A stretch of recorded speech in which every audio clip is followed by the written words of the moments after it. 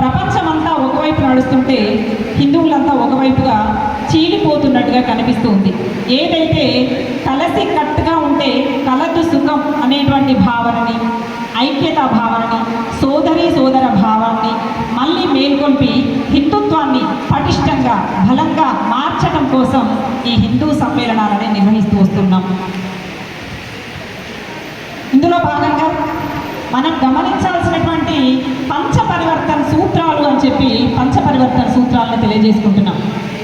పంచపరివర్తన సూత్రాల్లో మనిషి అసలు ఎందుకు పుట్టాడు, మనిషి జీవిత పరమార్థం ఏంటి, అసలు మనిషిగా తన జననం మొదలైన తర్వాత ఎలాంటి జీవన విధానం ఉండాలి మొదలైనటువంటి అంశాలన్నీ కూడా మన భారతదేశంలో కర్మ సిద్ధాంతాన్ని ఆధారంగా చేసుకుని నడుస్తున్నటువంటి కేవలము ఇక్కడ ఏదైతే వేదాలు ఉపనిషత్తులు ఎక్కడైతే అతిరథ మహారథులైనటువంటి వాళ్ళందరూ జన్మించినటువంటి పుణ్యస్థలంలో పుట్టినటువంటి వాళ్ళకి మాత్రమే మోక్ష సాధన మార్గాలైతే ఏమి, జన్మ సార్థక రహస్యాలైతే ఏమి, పునరపి జననం పునరపి మరణం అనేటువంటివి ఎందుకు కలుగుతాయి, ఎందుకు జీవితం యొక్క మోక్ష మార్గాన్ని మనం ఎంచుకోవాలి మొదలైనటువంటి అంశాలన్నీ కేవలం భారతదేశంలో పుట్టినటువంటి వాళ్ళకి మాత్రమే తెలిసి తెలియక ఏ రకంగానైనా సాధారణమైనటువంటి మనుషుల నోటి వెంట కూడా నా కర్మ ఇంతే అని చెప్పి మనం తెలియకుండానే పెద్ద పెద్ద కర్మ సిద్ధాంతాలని మాట్లాడుతూ ఉంటాం.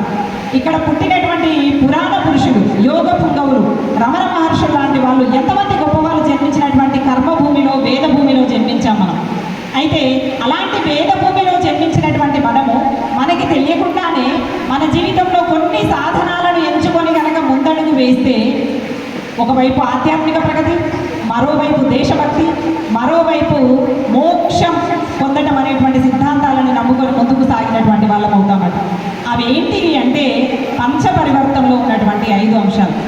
వీటిని కనుక ఉన్నవి ఉన్నట్టుగా ఆచరిస్తూ ముందుకు కొనసాగితే ఖచ్చితంగా ఆధ్యాత్మికమైనటువంటి అలాగే భౌతికమైనటువంటి జీవన విధానంలో మనిషి జీవించాల్సినటువంటి పరివర్తనతో కూడినటువంటి జీవితాన్ని ఎలా జీవించాలి, అలాగే కర్మ సిద్ధాంతాలు మన జీవితాన్ని ఎలా ప్రభావితం చేస్తాయి, అంతేకాకుండా మన మోక్ష మార్గంలో ఎలా వెళ్ళాలి అనేటువంటి అన్ని విషయాలు పంచపరివర్తన ఆచరిస్తే సరిపోతుంది. అయితే భారతదేశంలో పుట్టినటువంటి నా ముందు బిడ్డలారా, భారతదేశం గొప్పతనం ఖచ్చితంగా భారతదేశంలో జన్మించినందుకు తెలుసుకొని ఉండాలి. భారతదేశంలో పుట్టకపోవడం అనేటువంటిది ఒక దురదృష్టం అయితే, భారతదేశంలో జన్మించి భారతదేశం యొక్క గొప్పతనం తెలుసుకోకుండా మరణించడం అనేది అత్యంత దురదృష్టమైనటువంటి సంఘటన. ప్రపంచ దేశాలన్నింటికీ కూడా ఆదర్శవంతమైనటువంటి నా దేశం, వేదభూమి సీతాదేవి జన్మించినటువంటి వేదభూమి నా దేశం.